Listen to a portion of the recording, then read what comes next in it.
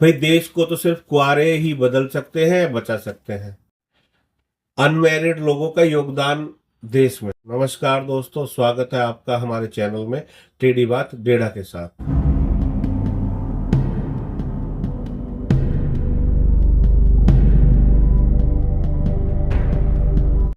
आज हम उन लोगों की स्टोरीज को डिस्कस करेंगे जो पूरे जीवन अविवाहित रहे या सन्यासी रहे और उन्होंने देश के लिए बहुत बड़ा योगदान दिया। तो आप बने रहिए आज के हमारे इस टॉपिक पे, आपको बहुत मजा आने वाला है और ये वीडियो बहुत इंफॉर्मेटिव भी होगा। भारत के इतिहास में ऐसे कितने ही अनमैरिड लोग हैं जिन्होंने भारत की डेवलपमेंट के लिए, भारत के विकास के लिए अपना जीवन दे दिया। उनके डेडिकेशन ने और उनके अकेलेपन ने उन्हें अपने कार्य में लगे रहने के लिए, अपने कार्य में फोकस रहने के लिए बहुत प्रोत्साहित किया। दोस्तों, ऐसे हजारों हजार लोग हमारे संस्कृति में, हमारे देश में, हमारे कल्चर में मिलते हैं, लेकिन आज हम कुछ ही लोगों की बात कर पाएंगे, क्योंकि अगर हम सबकी बात करेंगे तो ये वीडियो कभी खत्म नहीं होगा। पहली पर्सनैलिटी है वो है स्वामी विवेकानंद। मैं जानता हूं सभी उनके कंट्रीब्यूशन को मानते हैं और उनको जानते हैं। स्वामी विवेकानंद जी ने पूरी लाइफ जो है शादी नहीं की और संन्यास लेकर देश की और धर्म की सेवा में, खासकर धर्म की सेवा में वो लग गए। दोस्तों, 1893 की शिकागो की जो धर्म संसद है उसके बारे में बात करते हैं। जैसा कि आपको पता है कि इस धर्म संसद में स्वामी विवेकानंद को वहां आए सभी लोगों ने बहुत कम आंका था और सिर्फ जो है एक सपेरों के देश से आने वाला व्यक्ति मानकर बड़ा उन्हें डिस्क्रिमिनेट भी किया था। लेकिन जब उन्होंने 1893 में जब उनका टर्न बोलने का आया तो उन्होंने अपनी स्पीच से सबको इंस्पायर्ड किया, इररेस्पेक्टिव ऑफ रिलीजन। सब लोग खड़े हो गए, लगभग 2 मिनट तक सबने स्टैंडिंग ओवेशन दिया और तालियां गड़गड़ाती रही। उस सन्यासी ने वहां के लोगों को पर जो पहला प्रभाव डाला वो 2 लाइनें थी। उनका पूरा स्पीच ही अल्टीमेट था। सनातन धर्म को, हिंदू धर्म को उन्होंने पहचान दी, विश्व स्तर पर पहचान दी। हालांकि धर्म को किसी की का मोहताज नहीं है। तो उनकी वो जो 2 लाइनें हैं, क्या आप जानते हैं वो 2 लाइनें कौन सी थी?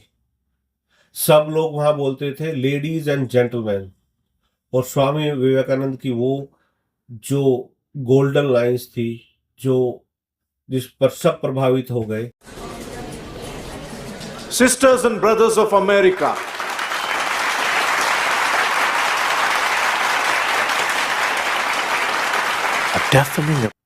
ये थे हमारे स्वामी विवेकानंद जी। चलिए अब एक ऐसे व्यक्ति के पास चलते हैं जिसने सभी धर्मों का सम्मान किया। वो एक हाथ में गीता रखते थे और एक हाथ में कुरान रखते थे। तो आज हम एक ऐसे व्यक्ति की बात करेंगे जिसको आप सब बहुत प्यार करते हैं, खासकर हिंदू उनसे बहुत ज्यादा प्यार करते हैं, ये जानते हुए भी कि वो हिंदू नहीं है। लेकिन उस जैसा राष्ट्रवादी व्यक्ति मैंने कभी नहीं देखा। सभी धर्मों को बराबर आंकने वाला, बराबर सम्मान करने वाला ऐसा मुसलमान मैंने अपनी लाइफ में नहीं देखा है जैसे वो थे। उनका नाम था डॉक्टर APJ अब्दुल कलाम। आप लोग उन्हें मिसाइल मैन के नाम से भी जानते हैं। उनका हमारे मिसाइल टेक्नोलॉजी में जो कंट्रीब्यूशन है वो अद्वितीय है, उनसे किसी को कंपेयर ही नहीं किया जा सकता। उन्होंने भी अपना जीवन अविवाहित रहकर पूरी लाइफ भारत देश को समर्पित कर दी। अपनी मिसाइल टेक्नोलॉजी से भारत को सशक्त किया, स्ट्रॉन्ग किया। जब वो इस धरती से गए भी तो देखे कितनी खूबसूरत। On Monday, following a cardiac arrest at a function in IIM Shillong, the former president collapsed during a lecture at the Indian Institute of Management. उनको स्ट्रोक आया है, जो भी प्रॉब्लम हुई, और उन्होंने अपने प्राण स्टेज पर लोगों को संबोधित करते करते ही छोड़ दिए। ऐसे थे हमारे अब्दुल कलाम जी। नालंदा यूनिवर्सिटी को बिल्ड कराने में ये उन्हीं का आइडिया था, जब उन्होंने ये 2004 में उस वक्त की गवर्नमेंट को बोला था। खैर, एक लंबा टाइम लगा और उनके उस इनिशिएटिव से आज नालंदा यूनिवर्सिटी बनकर तैयार है। इस कैटेगरी में एक और महान व्यक्ति आते हैं जिनके बारे में बहुत कम बात होती है, जो पहले कांग्रेस में थे और फिर उन्होंने कांग्रेस को छोड़ा और कांग्रेस छोड़ने के बाद उन्होंने एक अपनी संस्था शुरू की, आरएसएस। ये 1925 में जब आरएसएस उन्होंने बनाई तो आप सोचते होंगे कि जब वो कांग्रेस में थे, बड़े नेता थे, तो उन्होंने कांग्रेस क्यों छोड़ी। कांग्रेस छोड़ने का उनका कारण था, जब केरल में मोपला, जिसे मोपला या मालाबार रेबेलियन भी कहते हैं, उसने केरल में बड़े स्तर पर हिंदुओं की हत्याएं की, उनको जगह जगह काट दिया और बहुत ही बुरी स्थिति, लाखों की तादाद में हिंदू बेघर हो गए। ऐसी स्थिति को देखकर वो बहुत दुखी हुए। कांग्रेस का जो बिहेवियर था वो उस वक्त भी अपीजमेंट का था और कांग्रेस ने इस विषय में ना तो कोई गांधी ने स्टेटमेंट दिया, ना जवाहरलाल नेहरू ने इस विषय में कोई स्टेटमेंट दिया। इस पर वो नाराज हो गए और उन्होंने एक ऐसी संस्था का निर्माण जो आज पिछले लगभग 100 साल से राष्ट्र सेवा में लगी हुई है, उसका नाम है राष्ट्र स्वयंसेवी संघ।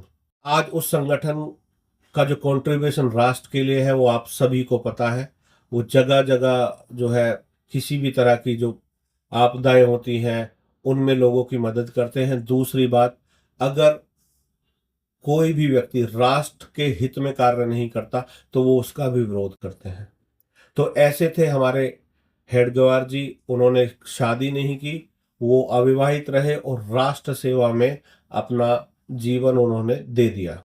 अब इसमें कुछ लोगों का ये भी कहना है, मैं ये नहीं कह रहा कि सिर्फ अनमैरिड लोग ही जो है कंट्रीब्यूट कर सकते हैं नेशन के लिए, पर हाँ ये भी एक नज़रिया लोगों का है कि जब व्यक्ति अविवाहित रहता है तो वो उसका फोकस अपने से ज़्यादा राष्ट्र के लिए रहता है, अपने काम के लिए रहता है, तो कंपैरेटिवली वो ज़्यादा एफर्ट करके राष्ट्र हित में कार्य कर पाता है और उसका स्वार्थ सिद्धि सिर्फ जो है राष्ट्र और राष्ट्र हित ही रहता है। तो ये एक रीजन हो सकता है, क्योंकि कहीं ना कहीं अगर कोई मैरिड व्यक्ति है तो वो पहले अपनी फैमिली का सोचता है और कई बार राष्ट्र अपनी फैमिली के चक्कर में और राष्ट्र का अहित भी कर देता है। आप ऐसे लोगों को बड़ी अच्छे से जान सकते हैं, हमारी पॉलिटिक्स में आज भी वो लोग हैं। तो ये था हमारा आज का वीडियो दोस्तों। अगर आपको अच्छा लगा हो तो please like, share and subscribe करें। अगर अच्छा ना भी लगा हो तो कृपया कमेंट करें और डिसलाइक भी करें और कमेंट करके बताएं कि हमारे इस वीडियो में क्या कमी रही। धन्यवाद दोस्तों।